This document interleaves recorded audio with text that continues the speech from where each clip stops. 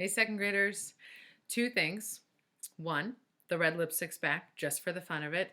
And two, Lewis Sacker's back with book 3. Yes. So we've got book 3, Wayside School, Gets a Little Stranger.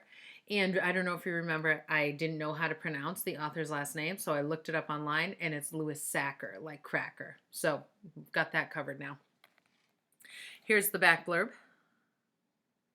and I'll read it to you. Before you enter Wayside School, you should know that it's a 30-story building with one classroom on each floor. Mrs. Jules teaches the class on the 30th story. Miss Zarvez teaches the class on the 19th story, except there's no 19th story, so there's no Miss Zarvez. Understand? Good. Explain it to Calvin. All right, let's get started. We'll get to chapter 1. Lewis dedicated it to Carla and Shuri with love. Table of contents. Lots of chapters. 30, we knew. You probably predicted that. And this chapter, chapter 1, explanation. Already I see something silly. For 243 days, a lonely sign hung on the front of the old school building. Wayside School closed for repairs. On some days, a child would come, look at the sign, then sadly walk away. Or else a child would come, look at the sign, stand on her head, then sadly walk away. Lewis watched them come and go, but he never said hi to them. He hid when they came. It was his job to repair the school. Lewis used to be the yard teacher at Wayside School. He passed out the balls and played with the kids at recess and lunch. When the school closed, the children were sent to other schools. Horrible schools. No two kids were sent to the same school. Lewis was afraid he'd cry if he talked to them.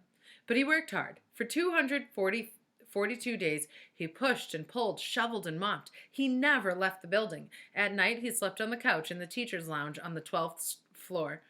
Some days it seemed hopeless. The worst part was the smell. He often had to run and stick his head out of the window to get a breath of fresh air.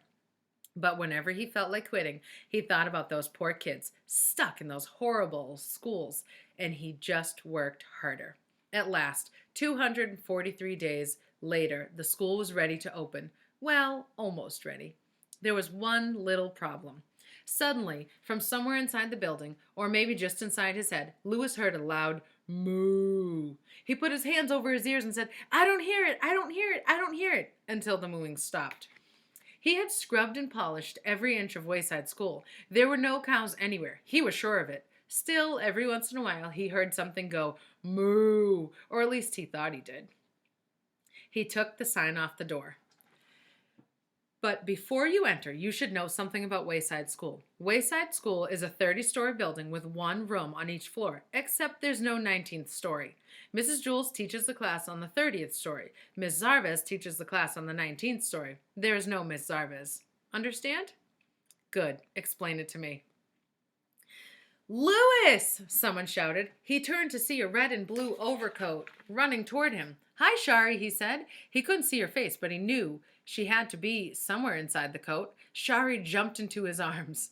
"I bet you're glad to be back," said Lewis. "You bet," said Shari. "Now I can finally get some sleep." I wonder why she wasn't getting any sleep. All around the playground, old friends were getting back together. "Hi, old pal," said John. "Hey, good buddy," said Joe. "Bebe!" yelled Calvin from one side of the playground. "Calvin!" shouted Bebe from the other. They ran and smashed into each other. "Hi, Eric. Good to see you," said Eric. "Hey, good to see you too," said Eric. "Oh, look, there's Eric." "Hi, Eric. Hi, Eric. Hi, Eric. Hey, Eric." Even Kathy said hello to everybody. You remember Kathy? Not the nicest. "Hey, big ears," she said to Myron as she slapped him on the back. "What's happening, Smelly?" she asked Damon. "You didn't take a bath for 243 days, did you?" "Hi, Allison." "That's a nice sweater, Kathy," said Allison, who always tried to say something nice. Kathy moved on to Terrence. "I'm sure glad to see you, Terrence," she said. "You are?" asked Terrence. "Yes," said Kathy. "I thought you'd be in jail by now." Todd came running across the playground. "Hi, Todd," shouted Shari right into Lewis's ear.